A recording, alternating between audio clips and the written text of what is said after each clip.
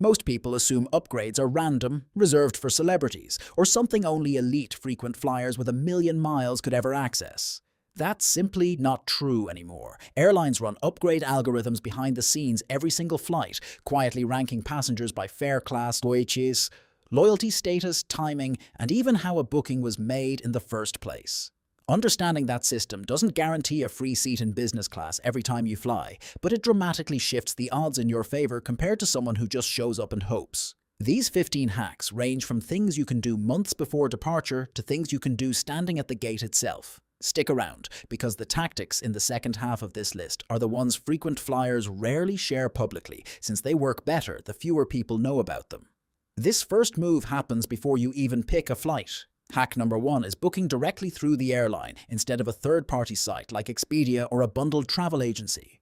What most people don't realize is that upgrade algorithms prioritize passengers whose loyalty profile is cleanly attached to their booking, and third-party bookings often strip away that visibility entirely, making you essentially invisible to the airline's own upgrade system regardless of your actual status. Airlines want to reward the passengers booking directly because those bookings are more profitable and easier to manage relationship-wise long-term. Hack number 2 builds directly on this. Join the airline's loyalty program before you fly, even if you have zero status yet. It costs nothing, takes 2 minutes, and instantly gives the airline a name and number to attach preferences and history to. Passengers with a loyalty number on file, even at the lowest tier, get quietly prioritized over completely anonymous economy bookings when gate agents are working through an upgrade list under time pressure before boarding closes. This sounds almost too simple to matter, but here's the twist. Most economy passengers skip both of these steps entirely, which means simply doing them puts you ahead of a surprising percentage of the cabin before you've even reached the airport. But hack number 3 is where things get a little more personal, and it involves something you control every single time you travel. This next hack has nothing to do with money and everything to do with presentation. Hack number 3 is dressing neutrally and professionally when you fly, especially on routes where upgrades are common, like transatlantic or transcontinental business routes. What most people don't realize is that gate agents making split-second upgrade decisions are influenced by an unconscious bias toward passengers who look like they belong in a premium cabin, whether that's fair or not.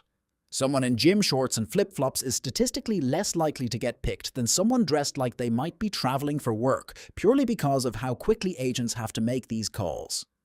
Hack number 4 pairs naturally with this one. Check in for your flight. The absolute moment check-in opens, typically 24 hours before departure.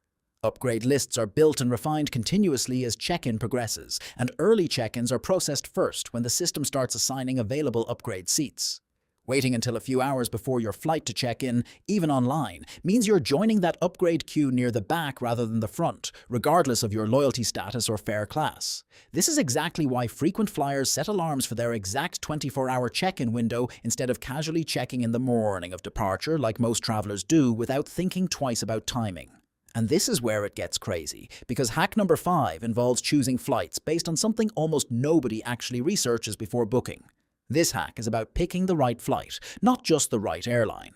Hack number 5 is targeting midweek flights, specifically Tuesday and Wednesday departures, when business travel demand drops off significantly compared to weekend and Monday-Friday bookend flights. What most people don't realize is that premium cabins on midweek flights often depart with empty seats that airlines would rather fill with an upgraded economy passenger than fly empty, since an empty premium seat generates zero additional revenue or goodwill for the airline whatsoever. Hack number 6 takes this further. Research routes known for high business class emptiness, often smaller regional routes connecting through major hubs rather than popular direct leisure routes between vacation destinations. Business travelers cluster heavily on specific city pair routes tied to corporate travel, and flights just slightly off those exact routes tend to carry lighter premium cabin loads, creating more realistic upgrade opportunities for economy passengers paying close attention.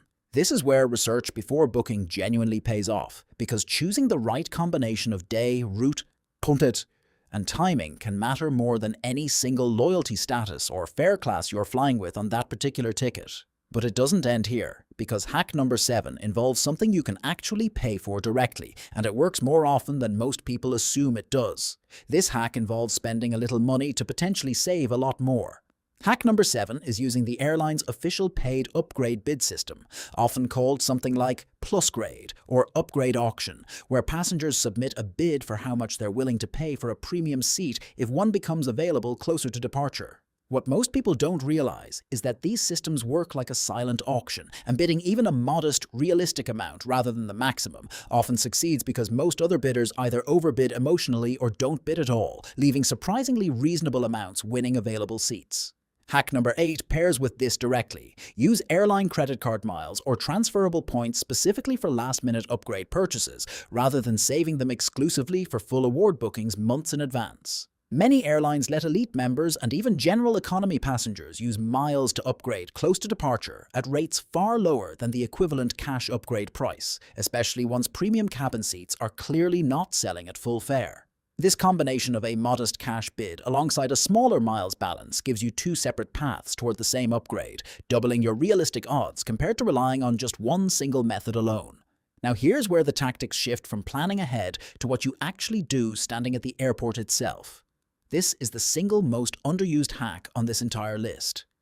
Hack number 9, and arguably the most powerful one here, is volunteering for overbooked or oversold flights, then specifically requesting a same-day upgrade as compensation instead of a future travel voucher. What most people don't realize is that gate agents handling an overbooked flight have real flexibility in how they compensate volunteers, and most passengers automatically accept whatever voucher amount is first offered without ever asking about upgrade availability on their new rebooked flight as an alternative form of compensation entirely. This works especially well because agents dealing with an overbooked situation are under genuine time pressure and often prefer offering an upgrade seat that's already sitting empty rather than processing a cash voucher that costs the airline more in the long run. Passengers who calmly ask, "Is there any chance of an upgrade on the next available flight instead?" are frequently surprised by how quickly that request gets approved compared to negotiating over voucher dollar amounts. This single hack alone has moved more strangers into first class for free than almost any other tactic on this entire list, precisely because so few travelers think to ask for it directly instead of just accepting the standard voucher offer. Get ready, because the next few hacks focus specifically on how you interact with airline staff directly, which matters more than most people assume. This hack is about timing your ask, not just making it politely. Hack number 10 is asking about upgrade availability specifically at the check-in counter, rather than waiting until you're standing at the boarding gate. What most people don't realize is that check-in agents typically have more real-time system access to seat availability and upgrade eligibility than gate agents do in the final rush before boarding closes, since gate agents are juggling last-minute seating changes, standby lists, and boarding logistics simultaneously under real-time pressure. Hack number 11 builds on this directly. Always ask politely and briefly, framing the request as a simple question rather than an expectation. Something like, "I know it's a long shot, but is there any upgrade availability today, agents?" Respond far more favorably to low-pressure, friendly requests than to passengers who approach the counter assuming they're somehow owed an upgrade based on status or ticket price alone. This combination of asking early, asking at the right counter, and asking with genuine politeness rather than entitlement consistently outperforms passengers who either don't ask at all or ask in a way that puts the agent on the defensive immediately. But hack number 12 involves something you can set up months in advance that pays off on every single flight going forward. This hack takes real research once, then rewards you for years afterward. Hack number 12 is pursuing an elite status match or status challenge with an airline you don't currently hold status with, using existing status from a different airline as leverage. What most people don't realize is that airlines frequently offer these matches specifically to poach loyal customers away from competitors. And completing a short status challenge, often just a few qualifying flights within a set window, can unlock upgrade eligibility almost immediately, rather than requiring years of accumulated flying to reach naturally. This is particularly powerful for travelers who fly occasionally on several different airlines, rather than remaining loyal to just one carrier exclusively. Instead of starting from zero status on every single airline you happen to book with, a status match lets you walk in with meaningful upgrade priority from your very first flight with that new carrier, skipping the slow climb entirely. This hack requires a bit of upfront paperwork and research into which airlines currently offer matching programs, since these promotions rotate and change throughout the year. But the long-term payoff on every future flight makes the initial effort genuinely worthwhile for anyone flying more than occasionally.